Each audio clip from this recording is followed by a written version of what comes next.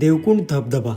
हो, सध्या पावसात खूपच पर्यटक या वॉटरफॉलला भेट देत आहेत. आम्ही पण या धबधब्याला जायला निघालो. मुंबईपासून 170 आणि पुणे शहरापासून 70 किलोमीटरच्या अंतरावर आहे. भिरा गावाजवळ असणाऱ्या देवकुंड धबधब्याच्या ट्रॅकिंगसाठी आम्ही पोहोचलो. प्रति व्यक्ती 200 रुपये तिकीट आहे. गाडी पार्क केली आणि पार्किंगचे चार्ज 30 रुपये आहे. फायनली ट्रॅकिंगला सुरुवात केली. धबधब्यापर्यंतचा ट्रॅक सुमारे 6 किलोमीटर आणि त्याला 2 ते 3 तास लागतात. यामध्ये घनदाट जंगलातून प्रवास करणे, नद्या ओलांडणे आणि घाटाच्या नैसर्गिक सौंदर्याचा आनंद घेणे, खडकाळ उतार आणि हिरवेगार जंगल, खूपच मजा आली. धबधब्याकडे जाताना ब्रिज सुद्धा आहे. खूप जण यावर फोटोज काढतात. आणि आम्ही पोहोचलो देवकुंड धबधब्याला. देवकुंड धबधबा, ज्याला देवाचे स्नान तलाव म्हणूनही ओळखले जाते. धबधबा 60 फूट खोल आहे, त्यामुळे जास्त आतमध्ये पोहण्यासाठी परवानगी नाही. 2 दगडांच्या मधून पडणारा हा धबधबा पर्यटकांना खूपच आकर्षित करतो. पर्यटक या ठिकाणी मनसोक्त आनंद घेतात, म्हणून शनिवारी आणि रविवारी गर्दी असते. पाण्यात भिजल्यानंतर आम्ही बनवली गरमागरम अशी मॅगी. निसर्गाच्या सान्निध्यात आणि ते पण जंगलामध्ये असं काहीतरी बनवून खाण्याची मजा वेगळीच आहे मित्रांनो. खूपच सुंदर अनुभव होता. शब्दात सांगता येणार नाही, त्यासाठी प्रत्यक्ष जाऊन तुम्ही अनुभव घ्या. बेस्ट टाइम मॉर्निंगला लवकर ट्राय करा. मग कधी जाणार देवकुंड धबधब्याला हे नक्की कमेंटमध्ये सांगा. आणि असेच नवनवीन ब्लॉग बघण्यासाठी आपल्या मराठी पेजला नक्की फॉलो करा.